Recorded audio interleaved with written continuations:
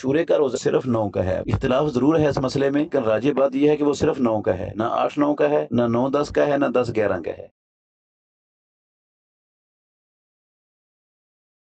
محرم کے مہینے کے جتنے بھی آپ روزے رکھ لیں اچھی بات ہے، اچھی چیز ہے۔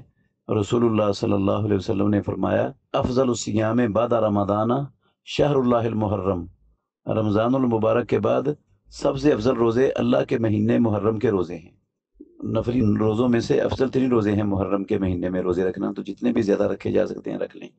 لیکن جو عاشورے کا روزہ ہے نا وہ صرف 9 کا ہے۔ اب اختلاف ضرور ہے اس مسئلے میں علماء کا، لیکن راجح بات یہ ہے کہ وہ صرف 9 کا ہے، نہ 8 9 کا ہے، نہ 9 10 کا ہے، نہ 10 11 کا ہے، وہ صرف 9 کا ہے، جس سے اللہ رب العالمین اپنے بندوں کے 1 سال کے گزشتہ گناہوں کو معاف فرما دیتے ہیں۔ پہلے تو رسول اللہ صلی اللہ علیہ وسلم 10 کا ہی رکھتے رہے، تو پھر یہودیوں کی مخالفت کی وجہ سے آپ نے 10 چھوڑ کر 9 کے رکھنے کا اعلان کر دیا تھا۔ تو اللہ کے نبی اگلے سال پھر زندہ نہیں رہے، اس لیے 9 کا نہیں رکھ سکے۔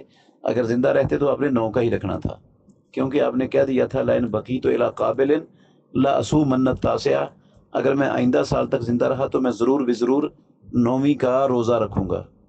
آپ نے ایسا کوئی لفظ نہیں بولا جس کا معنی بی ہو کہ 9ویں کا بی رکھوں گا، صرف یہ کہا لا اصومن التاسع، سمن التاسع، ہم 9 کا روزہ رکھیں گے۔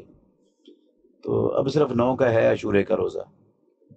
یہودیوں کی مخالفت کی وجہ سے 10 چھوڑ دی، اور عاشورے کے فوت ہونے کی وجہ سے 9 کا اعلان کر دیا رسول اللہ صلی اللہ علیہ وسلم نے۔